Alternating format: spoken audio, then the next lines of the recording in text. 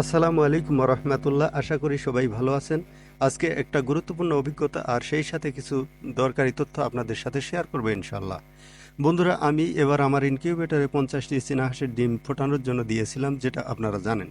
কিন্তু অবাক করার মতো ব্যাপার হলো, এই 50টি ডিম থেকে বাচ্চা ফুটেছে মাত্র 5টা। আপনারা হয়তো ভাবছেন এতগুলো ডিম দিয়ে বাচ্চা হলো মাত্র 5টি। এটা কি স্বাভাবিক? না, মোটেই স্বাভাবিক নয়। তাহলে কেন বাচ্চাগুলো ফুটলো না? সেই কারণগুলোই খুঁজে বের করার চেষ্টা করব ইনশাআল্লাহ আজকের এই ভিডিওতে। সবার আগে দেখতে হবে আসলে ডিমগুলো ভালো ছিল কিনা। অনেক সময় হাঁস ডিম পাড়ার পরই যদি ইনকিউবেটরে ডিমগুলো না দেওয়া হয়, অনেক দিন রেখে দেওয়া হয়, তাহলে সেই ডিমে ফার্টিলিটি কমে যায়। সাধারণত 7 দিনের মধ্যে ডিম ইনকিউবেটরে দিলে ফার্টিলিটি সবচেয়ে ভালো থাকে। বেশি পুরাতন ডিম থেকে বাচ্চা ফোটার সম্ভাবনা কমে যায়। এই দিক দিয়ে চিন্তা করলে আমার এই ডিমগুলো ছিল একদমই পারফেক্ট। দ্বিতীয়ত, ইনকিউবেটরের তাপমাত্রা এবং আর্দ্রতা। ইনকিউবেটর সেট আপ করার সময় তাপমাত্রা এবং আর্দ্রতা খুবই গুরুত্বপূর্ণ। চীনা হাঁসের ডিমের জন্য আদর্শ তাপমাত্রা হলো 37.5 ডিগ্রি সেলসিয়াস এবং আর্দ্রতা থাকা উচিত 55 থেকে 65%-এর মধ্যে। এছাড়া শেষের 3 দিনে আর্দ্রতা বাড়াতে হয় প্রায় 75%।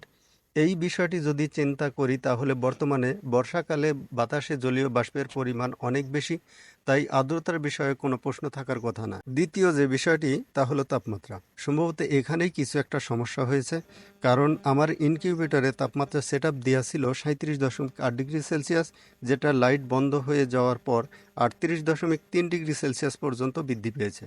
ডিমের ভ্রূণ ছিল, পরিপূর্ণ বাচ্চাও হয়েছে, কিন্তু বাচ্চাগুলো ডিম ফুটে বের হতে পারেনি, যেটা সত্যিই অস্বাভাবিক। ডিমগুলো প্রতিদিন 3 থেকে 4 বার ঘুরিয়ে দিতাম, যার কারণে ভ্রূণ একদিকে জমে গিয়ে মারা যাওয়ার প্রশ্নই ওঠে না।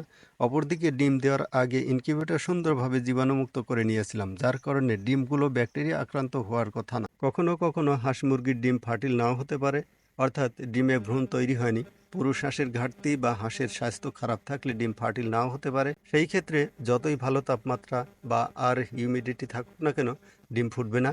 এই ডিমগুলোর ক্ষেত্রে এই সমস্যা মুক্ত, কারণ আমার প্রতিটি হাঁস সুস্বাস্থ্যের অধিকারী।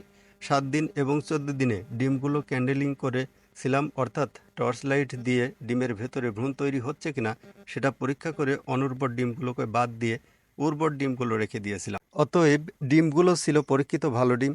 আমার ক্ষেত্রে শুধু তাপমাত্রার বিষয়টাই একটু বেশি ছিল। পরবর্তীতে আরও সচেতন হয়ে এই মিশন চালিয়ে যাব ইনশাআল্লাহ। ততক্ষণ পর্যন্ত সবাই ভালো থাকুন, সুস্থ থাকুন। আসসালামু আলাইকুম রহমতুল্লাহি ওয়া বারাকাতুহু।